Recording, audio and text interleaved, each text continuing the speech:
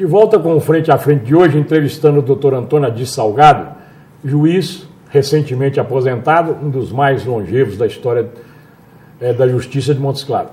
Dr. Adilson, hoje se discute muito que precisa mudar um pouco a justiça brasileira, principalmente no caso de pena. No mundo inteiro, as penas aumentam para diminuir a criminalidade. No país, no Brasil, as penas diminuem e a criminalidade está só aumentando. Como é que o senhor pensa sobre isso? O senhor é a favor ou contra essa progressão de pena? Jorge, eu, como juiz, frequentei muito presídio durante os 10 primeiros anos da minha carreira e depois uns poucos meses aqui em Montes Claros. Mesmo depois que deixei a área criminal, sempre acompanhei.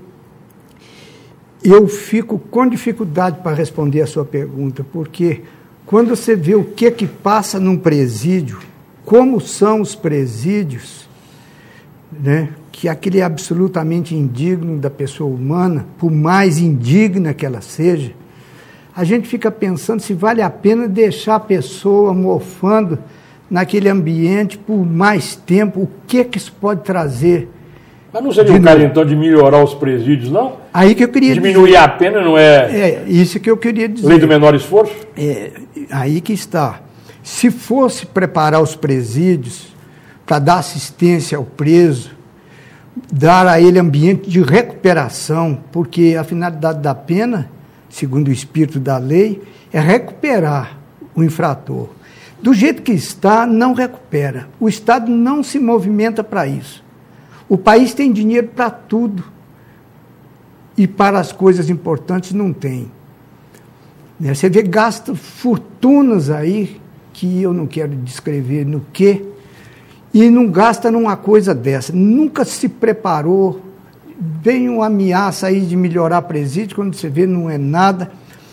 Então, as penas já tem a dosimetria para o juiz aplicar. Então, um juiz correto, num fato grave, ele aplica mais para cima, ou bem para cima, quase chegando ao máximo. Isso já solucionaria. Mas a pena máxima brasileira são 30 anos. É. Com a progressão de 1/6, no fim o bandido acaba ficando preso 5, 6 anos. Essa progressão, ela de fato podia ser modificada profundamente, né? Agora, o bom seria melhorar, preparar os presídios para recuperar o sentenciado, né? Porque enquanto não chegar a isso, não há justiça em matéria criminal.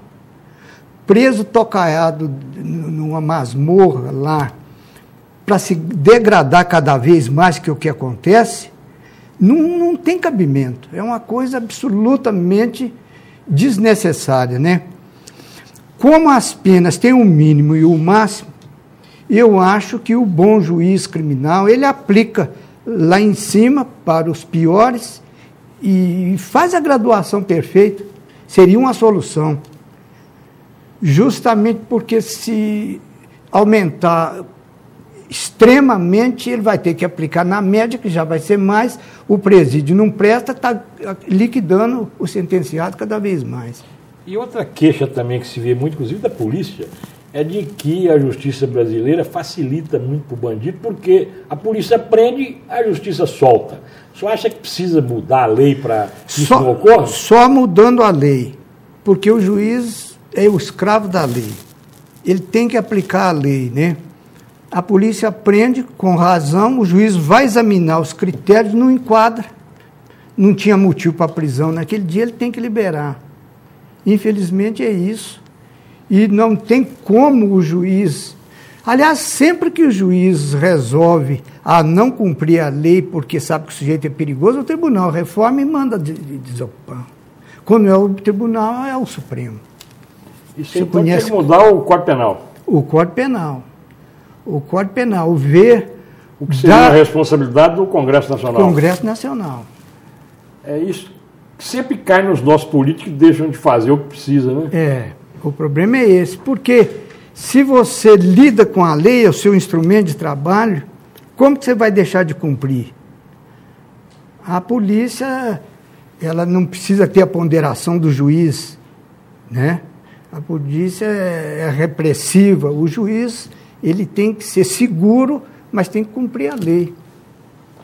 Mas outra reclamação muito constante na sociedade é que a justiça é muito lenta. O que o doutor disse podia ser feito para que a justiça fosse mais célere? A justiça realmente é lenta. E com os instrumentos que nós temos, não tem jeito de deixar de ser lenta. Porque, além dos fatos graves serem muitos, o povo é extremamente demandista. Lembrando da minha vara, por exemplo, a primeira vara civil de Montes Claros, eu deixei lá com mais de 2.000 processos, decidindo dia e noite sem parar, e não tem medo de falar isso, porque está nas estatísticas lá, todo mundo pode olhar. Você decide 10, entra 20, você decide 20, entra 30 processos. Então, mas tinha que ter um número de... dizem quem mais demanda é o próprio Estado. Sem dúvida, o próprio Estado recorre de tudo. O número de recursos é enorme, é o outro ângulo da questão, né? E, de fato, tem um aspecto bom. Por isso é que é difícil você fazer uma análise. Porque, numa análise correta, você tem que olhar os prós e os contras. O recurso é importante. O juiz pode estar precipitado, ele pode errar, e você ser a vítima desse juiz. O juiz pode ser venal, tem também, são poucos, mas tem. Então, a oportunidade de recurso, ela é importante no sentido de se procurar a justiça. Só que isso provoca perda de tempo e mais tempo, e vai por aí fora. O mundo de demanda, na primeira vara, por exemplo, eu deixei 2.000 e poucos processos, sendo que 1.000 não precisava estar ajuizado. Causas inteiramente desnecessárias. Mas essas causas não podem ser resolvidas nas pequenas causas, não? Pode, mas eles procuram lá e a lei fala que a parte pode escolher. As pequenas causas estão lotadas em Montes Claros, por exemplo. Mas não é falta de juiz, não? Falta de juiz. Aí que está. Montes Claros tem quantas varas hoje? São... E quantos juízes? 15 varas. Se não me engano, 15 varas. É uma de menores, 3 criminais, 5 varas cíveis, 2 de família, 2 de fazenda. Né? E ainda assim são poucas? Pouquíssimas. Sem falar as 2 do juizado, que eu não estou dizendo, né? E pouquíssimo. As prateleiras estão abarrotadas. Se você for lá no cartório de distribuição, ver quantas causas estão entrando em cada secretaria do juiz hoje, você não acredita? Forma fila no fórum, distribuindo ações todo dia. O senhor acredita que seria necessário, para desafogar um pouco esse acúmulo, mais quantos juízes em Montes Claros? Dobrar, no mínimo. Isso é utópico, né? É utópico. O Estado fala que não tem dinheiro. Tem para muita coisa, né? Você vê o orçamento do judiciário, passa pouco de 1%. Uma coisa incrível. Esse é que é o grande problema do Brasil, que sobra dinheiro para coisa desnecessária e falta para o essencial. Falta. Né? E não é possível, Jorge, você ocupando um cargo importante como de juiz, que julga o semelhante, e examina seu patrimônio, um juiz é possível de tomar uma fazenda sua de 200 alqueires para entregar para o seu vizinho demandante. Não é possível que esse homem possa trabalhar na carreira, porque você sabe que a pressa é inimiga da perfeição em muitos casos. Então você tem que ponderar, porque senão o serviço é mal feito e a repercussão é muito pior. Doutor, outra coisa importante que se discute muito hoje, o senhor é a favor ou contra a diminuição da idade penal? Porque hoje, segundo a polícia, a maior parte dos crimes são cometidos por menores. Sou inteiramente a favor. Inteiramente a favor. Para diminuir a idade penal? Ué. Para quantos anos? Para 16? No mínimo para 16. Porque o senhor deve ter trabalhado muito lá. Muito. Só menor cometendo crime. Sem dúvida, muito, a vida quase toda. E você sabe, eu, por exemplo, quando era criança, eu não tinha televisão para ver, a rádio custou para chegar, não sabia nada da vida. O menino de 12 anos, na minha época, era infantil mesmo. Hoje, eu crio 2 meninas. infelizmente não tem filho de sangue, mas cria 2 meninas. A menor está com 13 anos. Há 5 anos atrás ela sabe tudo sobre computador, sobre tudo. Ela faz comentários que eu penso na minha infância, né? Não acredito. Então, por que não pode diminuir a menoridade penal? Isso é coisa que é só politicagem que tem nisso. Né? Pelo menos essa é uma das grandes queixas da polícia. Eu entrevistei já vários militares aqui. Essa é a queixa mais justa que existe. Por exemplo, droga em Montes Claros. São menores aqui. Lógico. Você conhece a vida... Até porque o adulto se aproveita do menor, porque o menor não pode ser... É lógico. Você vê uma criança hoje, você que é um homem traquejado, vivido, é semelhante à criança do tempo do Código Penal, que é de quando eu nasci, em 1940. Você vê que esse é um assunto que não tem discussão. E a maioria dos juízes, pelo que eu sinto, são a favor da diminuição da idade penal, né?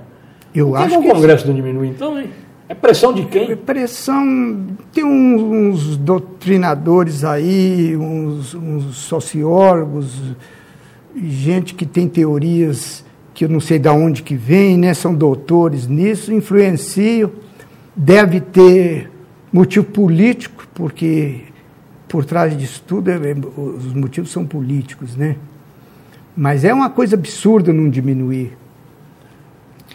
Eu fico bobo de ninguém entender que o mundo mudou, que o menor de hoje não é o menor do meu tempo. Né? Completamente diferente. Totalmente diferente. Eu lembro quando eu cheguei, saí do grupo da minha terra, fui estudar em colégio interno, porque era assim lá no sul de Minas, fui estudar num colégio de freios americano, eu não conhecia nada da vida, com 12 anos de idade. Era um bobão, não sabia nem o que passava no mundo, e os colegas a mesma coisa, né? Hoje, uma criança de 12 anos que eu estou falando sabe tudo. Com a internet e o computador, o mundo mudou completamente. Completamente. Né? Doutor Adilson, infelizmente o nosso tempo está esgotado. A pena porque nós teríamos muito a conversar ainda.